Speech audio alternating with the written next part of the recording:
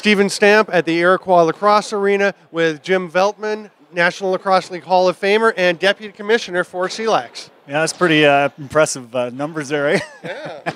No, it's you know what, this is really fun for me. It's an opportunity for me to give back to the game, get people playing. Like when I was a player, I was always disappointed when some guys weren't allowed to play, or they were cut, or they didn't get on the game roster or whatever. And so this is an opportunity for me to say, you know what, you guys, we got a new league for you guys. Like, you guys can actually play. And we think there's enough entertainment value that people will come and watch. Now, you've been doing some coaching. You coached the Czech Republic team at the World Championships. Some big growth there. What do you see your role as with this league in terms of it developing and the players developing? Well, it's very similar, to be honest. In the Czech Republic, they're just new. They're just starting learning the box game. A lot of these guys know the box game. I think what's new for me, and for me personally, is to see the other side, the administration side. How do you develop a league? How do you get it to a point where it's exciting enough for fans to come? The ticket sales, the sponsorships, all those kinds of things. And it's a real great learning experience for myself. Now, you're known as one of the all-time great transition players. So you've got to love that this league is going to have guys running, going to get up the floor, get back down the floor.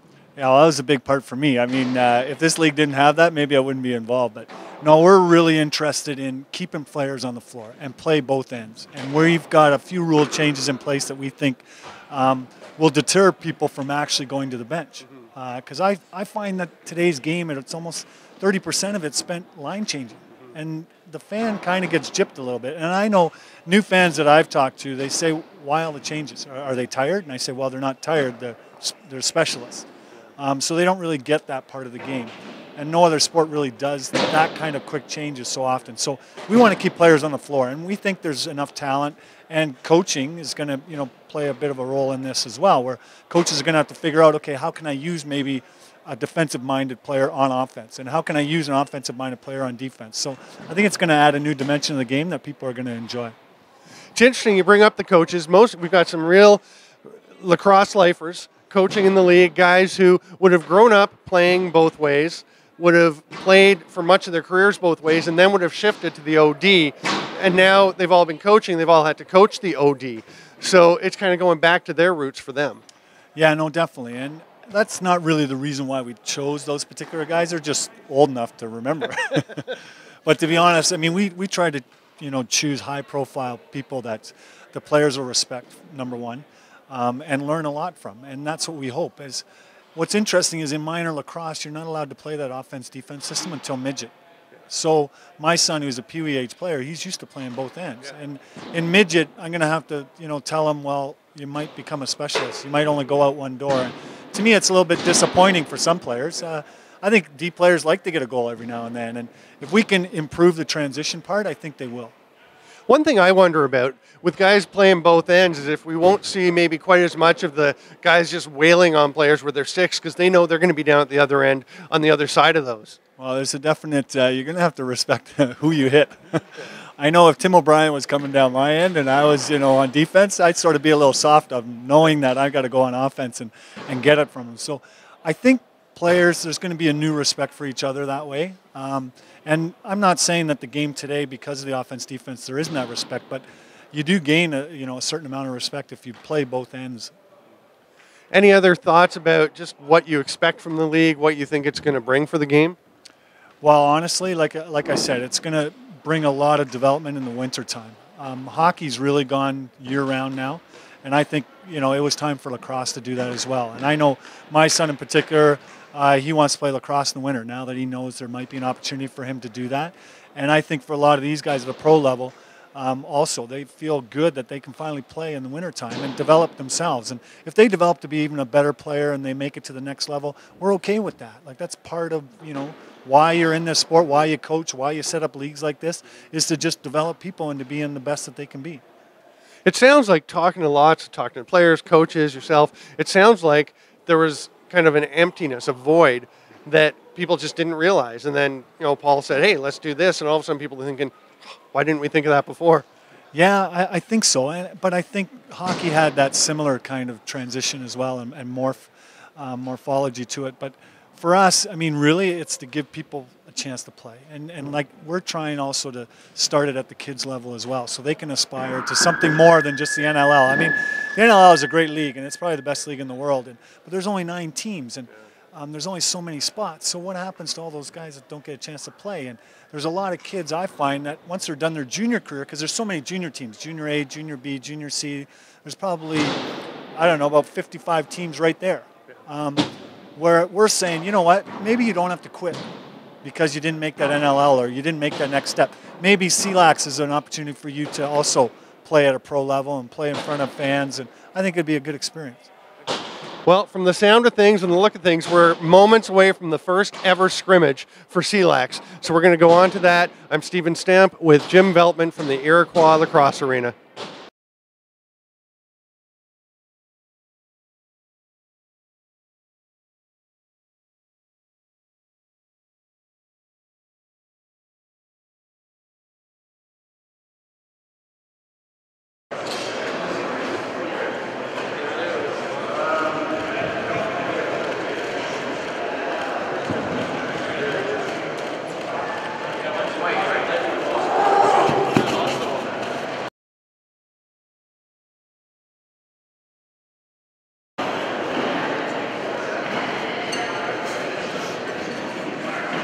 Don't back up.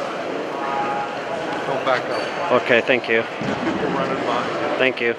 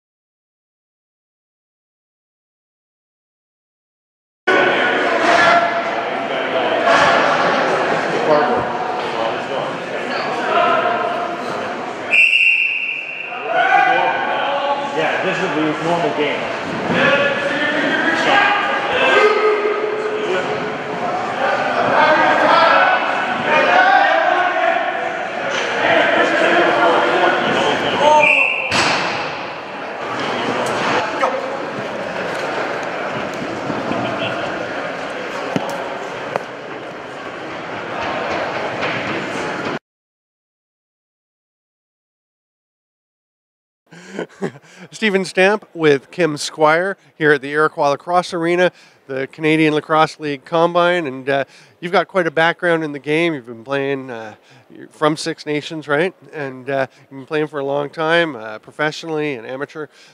What drew you to this league? I just need some place to play because I don't got no winter league, so just come out to try out, see what it's all about, and hopefully we can get on a team. And what do you think of the idea? It's going to be not an OD system. You've been an O guy. You're a big shooter.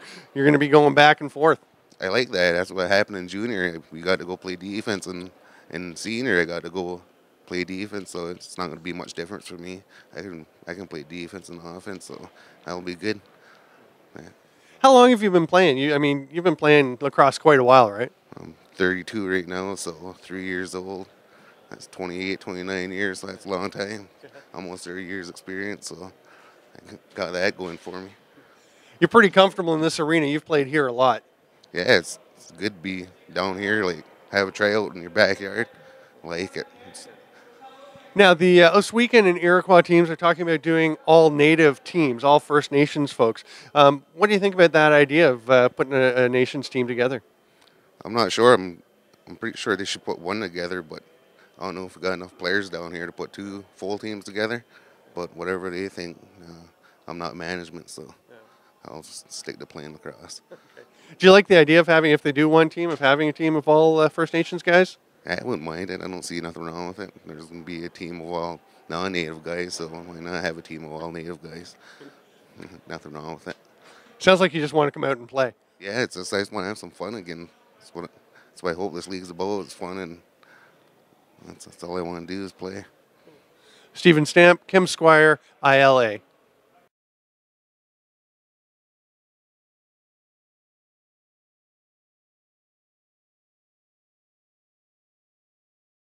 Stephen Stamp at the ILA with Lucas Vanderwilp. Now, Lucas, you played in Ontario and then you were out west for a while, right? Yeah, I played Junior B here, and then went out west, played Junior A in Calgary. It was a good experience. We made it to the Minto, so that was fun, for sure.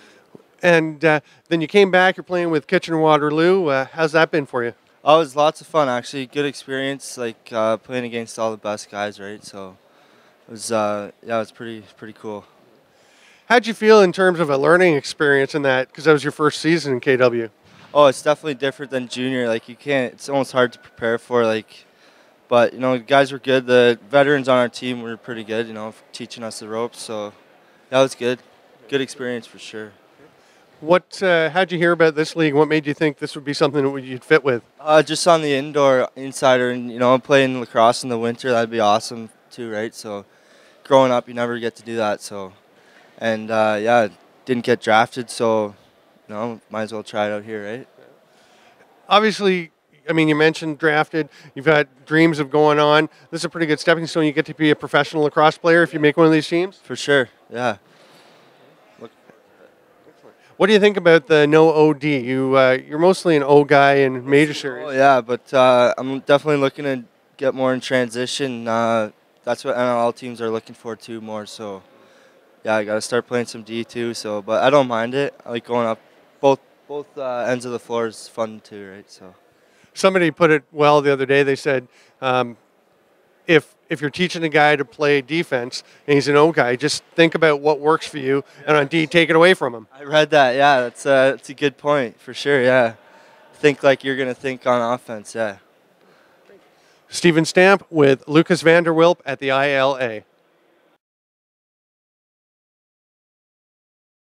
Stephen Stamp with the commissioner and founder of the Canadian Lacrosse League, Paul St. John. Now, there's a little controversy or debate about CLax versus CLax. Toller is on record as saying when you're around, he says CLax. When you're not, he says CLax. I'm kind of the same way. Right. We got to end that right now. It's we are going to change the official name to CLax. I think the fans have asked for it. They've been all over the boards, and it's CLax. We'll still call it CLax here and there, maybe the kids league or something, but CLax for the pros for sure. Okay, so the word from the top, CLax, the Canadian Lacrosse League. What made you think we need this league? Well, players. You look around here at the Combine today. We we have over 75 players signed up, and then over 20 goalies, and we had to turn away goalies and players on our draft list. We have almost 300 signed up. So obviously players need a place to play in the wintertime. There's a lot of talent. There's a lot of guys that are just real close to playing in the National Lacrosse League, and so they'll play in CLax, and some of them will move up, and others will play here for 5-10 years and get a good pro career in the wintertime and have a lot of fun doing it. Now, your vision was have a league that's fast, that's fun, get rid of the OD, and because that's something you like to see in regular lacrosse. Well, and I know there's a purist out there that probably won't like my answer, but a 3-2 game in lacrosse is, it should be a 5-minute quarter or 10-minute part of a quarter, that many goals. We want to see big games with 14, 13 scores and stuff like that. We think it's important for the fans. They love to see goals, and they should. And, with the transition, the way we're changing the rules and stuff, we want more scoring chances that are good scoring opportunities, good shots, high percentage. As much as people think, you want to see the ball in the best offensive players, yes, you do. But you know what? In a game, a good offensive player may take 20 shots to get 2 goals. You get a good transition player, he gets 5 shots, he's scoring 2 goals. The percentages are higher in transition. They are, and we're going to show that to the lacrosse world. And the one thing that you talked about, you're saying you want more goals, but the idea isn't to create artificial means of getting the goals. It's just create scoring chances. Well, absolutely. I mean, we're not going to take equipment away from the goalies. We're not going to make the nets bigger. We're going to play with a 4x4-6 net, and the goalies, we're not going to alter their equipment. They'll play with their equipment that they use in the summertime, and and we want goals to be, like you just said, like they got to be legit goals.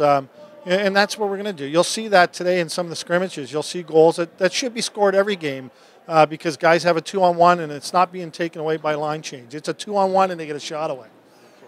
I've talked with some folks about the difference because instead of gaining 30 feet when you make a change, you're going to lose 60 feet because the one guy's got to go to one end, the other guy's got to come from the other end. Well, we're going to encourage that here in the scrimmage. I know most teams probably won't change, but we're going to tell some teams we want to see a change just so we can show everybody why. Yeah.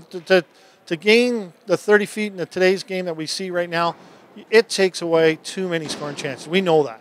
So we want to show on film to people, look, this is what's going to happen if you change. So obviously we're going to encourage players to play both ends of the floor, and they should. I mean, they learn from a young age, offense and defense. Why not keep playing when you're men and playing at both ends of the floor? Why not? Now, you had a certain vision when you started. A lot of things have changed. You've run into some obstacles along the way as you're going to start a new league. How are you feeling about things right now that you have players out here on the floor? Well, you know what? It's been a progress because we had a general managers meeting in the coaches, and that was the first stage. We had a referees meeting on Thursday night. That's the second stage. And now today we get to the big stage with players and obviously with the goalies and stuff.